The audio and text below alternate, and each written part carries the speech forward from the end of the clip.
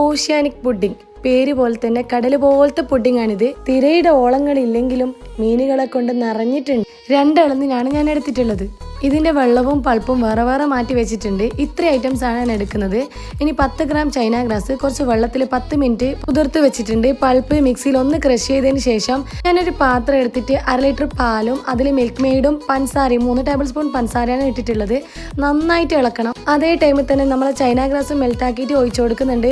പിന്നെ നമ്മളെ പൾപ്പും ഇത് ചൂടായ സമയത്ത് തന്നെ ഒഴിച്ചു കൊടുക്കണം. ഇനി ഒരു ബൗളിലേക്ക് ഞാൻ ഇത് മാറ്റി വെച്ചിട്ട് കുറച്ചൊന്ന് കൂളായി കഴിഞ്ഞാൽ ഫ്രിഡ്ജിലോട്ടേക്ക് മാറ്റി വെക്കുന്നു. ഈ 2.5 കപ്പ് ഇളനീരിന്റെ വെള്ളത്തിലേക്ക് 10 ഗ്രാം ചൈന ഗ്രാസ് ഇട്ട് കൊടുത്തിട്ട് 10 മിനിറ്റ് ഇതേപോലെ കുതിർത്ത് വെച്ചിട്ട് 2 ടേബിൾ സ്പൂൺ പഞ്ചസാരയും ഇട്ട് കൊടുക്കും. ചൈന ഗ്രാസ് നന്നായിട്ട് മെൽറ്റാക്കിയതിന് ശേഷം ഞാൻ ഇതിലേക്ക് 2 ഡ്രോപ്പ് ഫുഡ് കളർ ആഡ് ചെയ്യുന്നുണ്ട്. ഇതുപോലെ സ്പൂൺ വെച്ചിട്ടാണ് പുഡിങ്ങിലേക്ക് മിക്സ് ഒഴിച്ചു കൊടുക്കേണ്ടത്. വീണ്ടും ഞാൻ ഫ്രിഡ്ജിലേക്ക് മാറ്റിയിട്ട് 4-5 മണിക്കൂർ കഴിഞ്ഞിട്ടാണ് എടുക്കുന്നത്. അടിപൊളിയായിട്ടുണ്ട്. 350 ഗ്രാം മിൽക്ക് മെയ്ഡിൽ 3/4 ഭാഗം ഞാൻ എടുത്തിട്ടുണ്ട്.